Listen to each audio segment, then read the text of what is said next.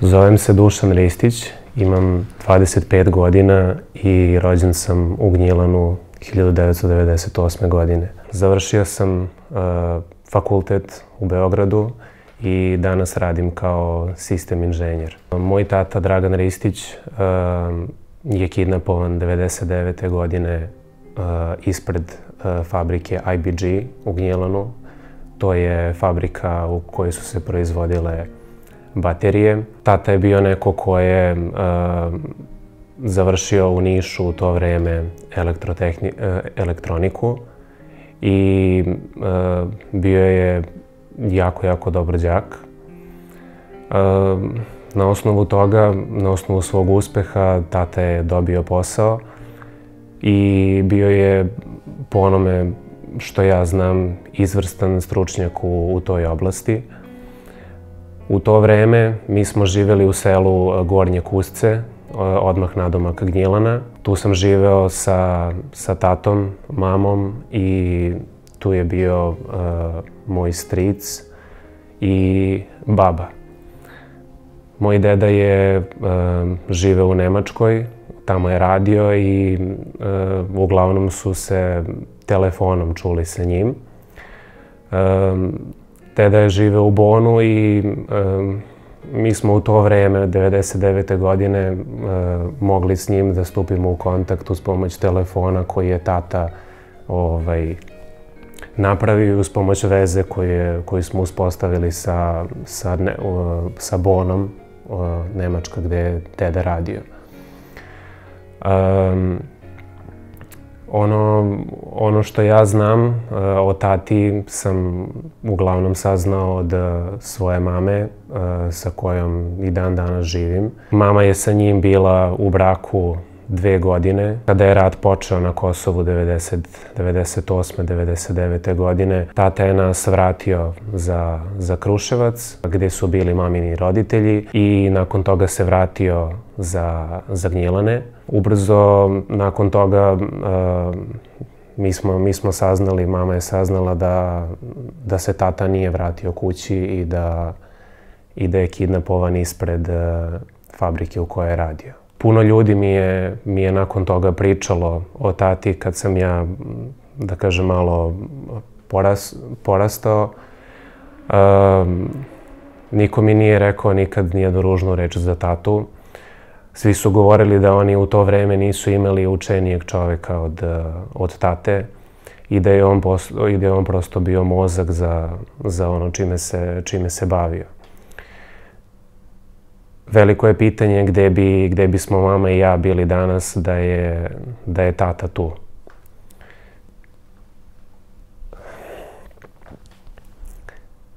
Ono što još mogu da kažem jeste da ja se sećam nekih, da kažem, onako u glavi imam slike kako sam se ja igrao u dvorištu naše kuće u Gornjem Kuscu. Sećam se kako je kuća izgledala, sećam se velikih stepenica gde sam stalno, da kažem, prve korake napravio. Sećam se velike ruže koja je išla uz kuću, sećam se dvorišta i ljudi koji su tada često dolazili da me vide i da pričaju sa mnom. Mi smo sa eto, godinu i par meseci došli za Kruševac i ja sam posle par godina krenuo u vrtić u Kruševcu. Moja mama je zajedno sa mnom, ona je, da kažem, radila u Gnjilanu. Kad smo se vratili za Kruševac, ona je počela da radi u Kruševcu i sama je ujutru mene prvo ostavi u vrtić, pa onda ide na posao. Kad se završi njen posao, ona dolazi po mene i idemo kući. Prilično je bilo teško to vreme i dan danas kad slušam, kad pričam sa njom o tome, pokušavam da zamislim koliko je bilo teško da me sama, bez tate, bez ičije pomoći, podigne da ja, eto, budem danas ono što jesam. Ono što još mogu šta još pamtim, to je da ostale su slike kad sam bio mali. Eto, mogu da vidim sliku na kojoj me tata drži, gde smo mi u našoj kući, gde smo boravili. Imam sliku sa tatom gde se on smeje i gde se igra sa mnom. Tata je mene mnogo voleo i nekako svi ti trenuci koji su se tada dogodili su bili jako lepi i prosto mi je jako drago što je to ostala uspomena na taj period. Takođe, naišao sam i na slike gde se tata igra sa nekim uređajima sa kojima je radio. I mislim da čak i čuvam, mama je sačuvala neke od njegovih aparata i pokazala mi je da je on sa time radio. Imam sliku gde su me krstili u crkvi u Gnjilanu. To je jedna prelepa slika, tu je moj tata, moja mama, moja porodica i to je stvarno jedan divan trenutak. Ono što još, čega se još sećam, jeste tatina knjižica gde je on sa njegovim ocenama sa fakulteta, gde su bile, da kažem, jako, jako dobre ocene. I prosto mi je drago da sam ja u tom pogledu nadmašio njega i eto, da kažem, završio takođe fakultet sa jako dobrim ocenama i završio čak i master. Moj tata ima rođenog brata i rođenu sestru. Ja sa njima, nažalost, nisam u kontaktu. Ja sam očekivao da će me neko sa njihove strane pozvati i da će stupiti u kontakt sa mnom. To se dešavalo prvih nekoliko godina gde su oni pokušavali da dođu do mene. Ja sam se sa njima viđao u tom periodu, ali to je bilo vrlo kratko zato što su oni živeli dole na Kosovu, a ja sam bio u Kruševcu, tako da smo se mi viđali na jedan dan i to je to. Moja strina, recimo, meni je nikad tatina rođena sestra, meni je nikad potražila i ona ne zna kako ja danas izgledam posle 25 godina. Jako mi je žao zbog toga. Ja sam danas stupio u kontakt sa njenim ćerkama i povremeno se čujemo, ali sa njom nisam nikad. Sa stricom sam u kontaktu danas, čujemo se, ali je to jako, da kažem, jako retko. Iako mi je žao što, eto, nemam i nisam imao podršku sa njihove strane onda kad mi je to bilo najpotrebnije, kako meni, tako i moje mami. Ono što sam još čuo od mame i što sam i ja, da kažem, mogao da pročitam, jeste da je tada bilo jako teško vreme. 99. godina je bilo ratno stanje u Gnjilanu. Ljudi su se masovno krili i nisu prosto imali slobodu kretanja. Kada je tata nestao, postojale su razne priče kako su ljude koji su kidnapovani u to vreme odvodili u razne predele u Albaniji. Ja sam slušao i čitao o tome da su prvobitno govorili da su ih prevozili u neke logore koji se nalaze u severnom delu Albanije. Mislim da su se zvali Kukeš. bilo je tu još nekih logora, ali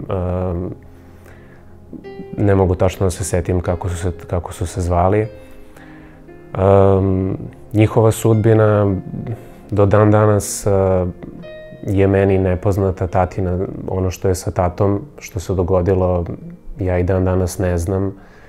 I ono što me najviše boli jeste to što možda nikad neću ni saznati. Prošlo je puno godina, ne znam više na koji način i gde mogu da pitam i da potražim šta se tačno s njim dogodilo.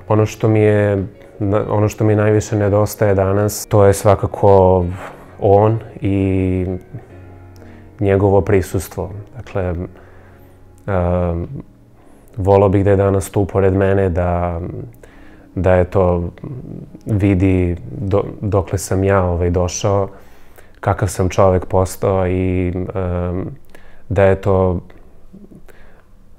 bar na neki način nadoknadi svo to vreme koje smo propustili i koje smo izgubili. Sećam se takođe da su tada ljudi bivali kidnapovani i da, ono što mi je mama takođe rekla, stric je u to vreme, kada prosto ljudi nisu ni smeli da izlaze, išao i svuda tražio tatu, raspitivao se kod ljudi koji su njega poznavali.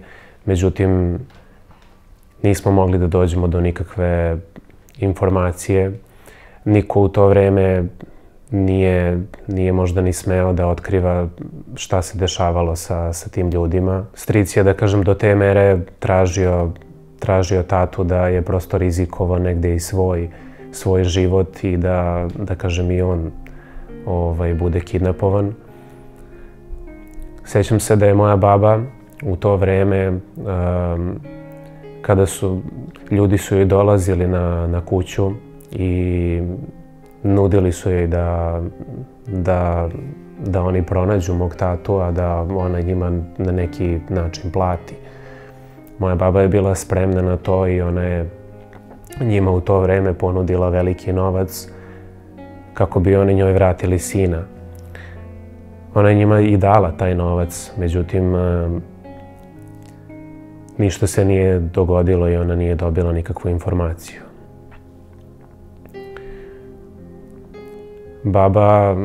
Baba je danas prilično stara i ja sa njom takođe nemam često kontakt. Mislim da je ona neko ko je to najbolje zna šta se sve dogodilo i ko bi eto mogao da mi eto približi kakav je bio moj tata i koliko je prosto bio lep trenutak kada sam se ja rodio. Ja sam bio prvo dete u toj kući, prvo muško dete, jer je tad bilo jako, ljudi su jako, da kažem, gledali kada se rodi muško ili žensko dete. Meni je ostala dole ostala mi je uspomena na tatu, odnosno zemlja koju smo mi dole imali i danas, da kažem, ta zemlja pripada meni na Kosovu i to je nešto što je meni ostalo, da kažem, od tate. Trenutak, eto, koji mi je, gde sam najviše poželao da je tata tu, svakako je svaki njegov rođendan. Tata i ja smo rođeni u istom mesecu, u mesecu martu. Svakog 16. marta se ja setim tate i poželim da je on tu sa mnom, da eto, podelimo parče torte, da proslavimo, da budemo zajedno.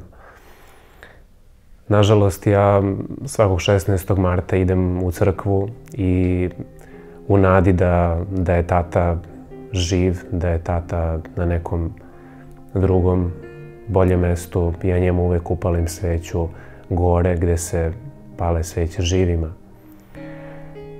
Ono gde sam takođe jako poželao da je tata sa mnom svakako jeste proslava moje diplome kad sam završio fakultet. Poželao sam da bude i on na slici sa mnom, da mi kaže bravo, eto, uspeo si, došao si do onoga gdje sam i ja stigao.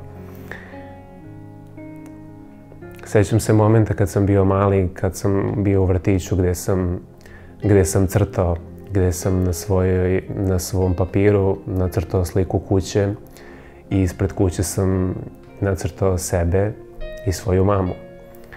I onda kad me učiteljica pitala, u redu Dušane, hoćeš da nam pokažeš ko čini tvoju porodicu? Ja sam je rekao, ovdje na slici sam ja, ovdje je moja mama i ovo je naša kuća. I onda me učiteljica pitala, dobro, šta je sa tatom? Gdje je tata? I ja sam rekao, tata je ušao u kuću, on je unutra. Danas, eto, kad posle 25 godina, kad pričam sa mamom i kad pričamo o tati, mi kao da i dalje osjećamo da je on negde, da će se vratiti, da je prosto negde živi i da ću ga ja jednog dana upoznati.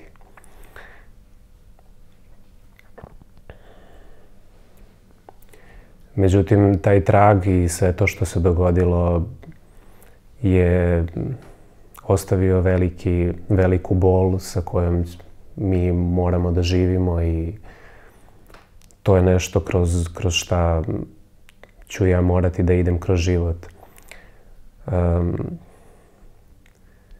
Mi ništa nismo u tom trenutku mogli da promenimo i to je ono nešto što me najviše boli. Pored toga što sam slušao o tome da su ljude koji su kidnapovani u to vreme odvodili u razne logore u Albaniji, također sam slušao i o žutoj kući. Ljudi su također govorili da su pojedini ljudi odvođeni u žutu kuću koja je u to vreme formirana i gdje su se događale razne stvari, gdje su prosto nekim ljudima vadili organe i kasnije te iste organe preprodavali i slali na druga mesta.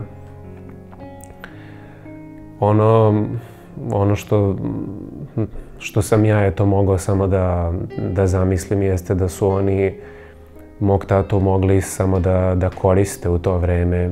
On je mogao da im pomogne u to vreme. Verovatno je bio prinuđen na to. Tata je znao i engleski jezik u to vreme i mogao je samo da im u tom, ne znam kako bih nazvao taj čin, ali mogao je samo da im bude od koristi. I ljudi su kasnije pronalazili razne ostatke u tom području gdje je bila ta žuta kuća, špriceve, razne, da kažem, medicinske instrumente okolo te kuće, ali sve je to bilo jako dobro sakriveno, da je, da kažem, prava istina do dan danas ostala nepoznata. Ono što bih rekao i ono što bih najviše voleo i uputio apel međunarodnim organizacijama i, da kažem, ljudima